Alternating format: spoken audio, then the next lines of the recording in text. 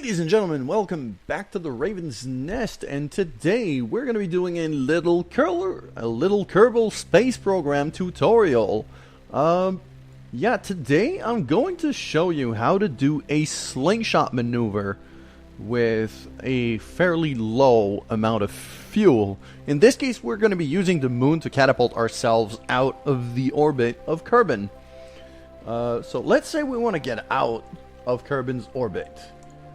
And I'm going to show you with a maneuver node. So if I throw enough fuel to get out, we just saw the makings of a slingshot maneuver, by the way, with a moon encounter. But you can see that it takes me 924 meters per second of velocity.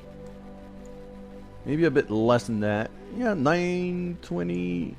Yeah, about 922, 923 meters per second in order to get out of Kerbin's orbit with the current ship that I have, which is a really basic thing that I just rigged in order to make this demonstration. So 922 to get out without a slingshot maneuver. Now, let's say I get that maneuver off and make sure that I get a moon encounter, which should be somewhere around here.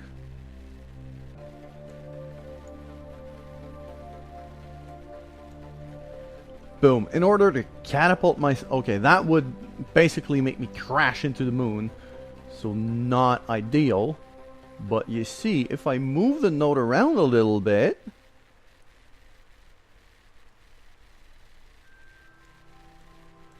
that would not be a crash. I would be getting really close to it, but I wouldn't crash. And I would still escape Kerbin's orbit after accelerating myself using the moon's gravity and using almost 100 meters per second of velocity less than I would normally do using just thrust, just fuel.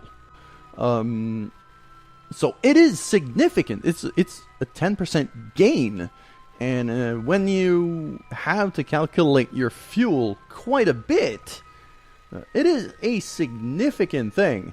And it's also pretty impressive to look at when it happens, because you just skim over the moon, or almost.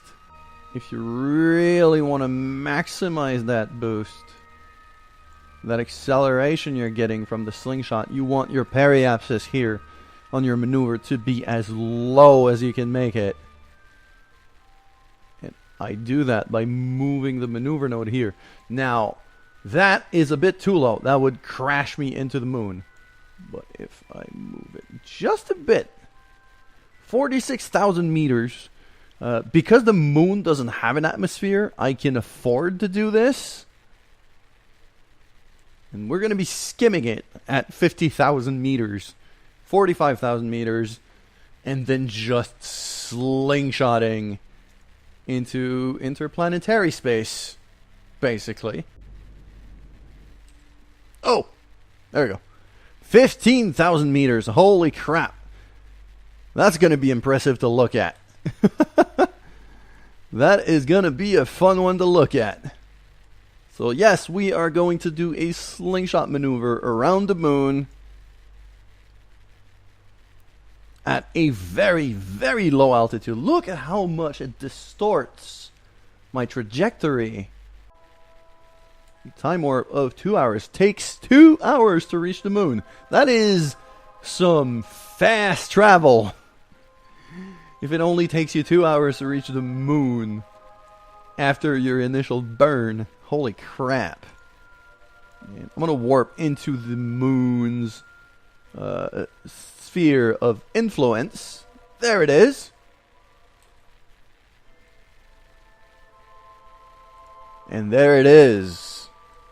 Beautiful. I just hope that there isn't any mountains that are over 15,000 meters. I don't think there's any.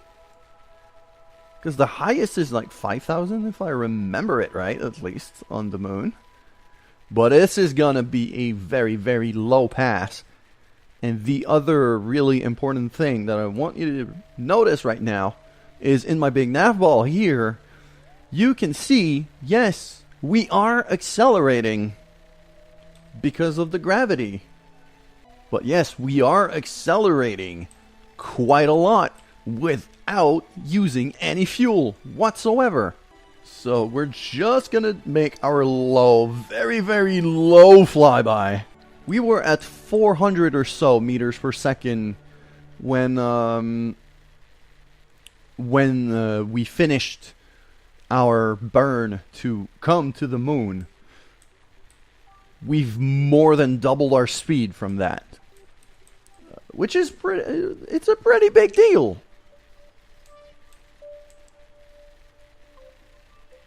And there we go. That was a very, very low pass over the moon.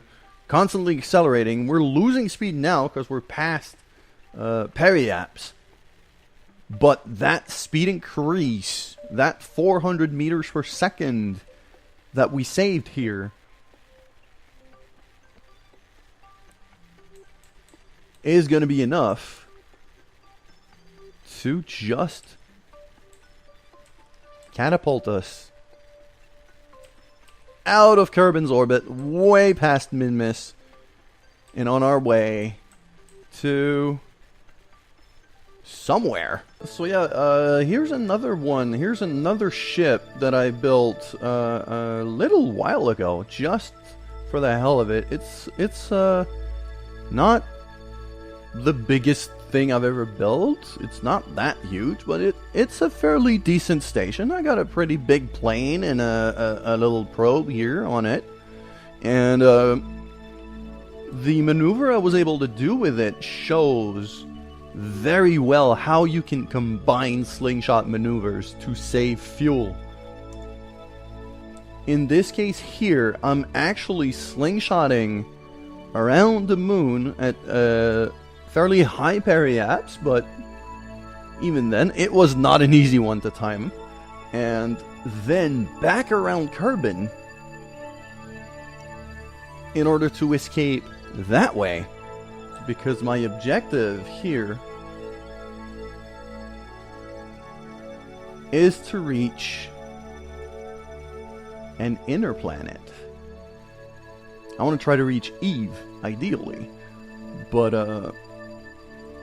as you can see, just from that slingshot maneuver, I'm already a fair bit of the way in. So yeah, you can really try to use these maneuvers to your advantage and optimize your trajectories as much as possible to make your periapses as low as possible and save a ton of fuel.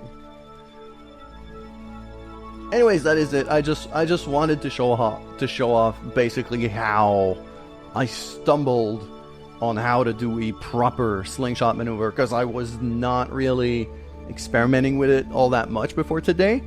But yeah, that's it. Thank you guys so much for watching. If you like the video, make sure to like, share, and subscribe, as well as leave your feedback in the comments below.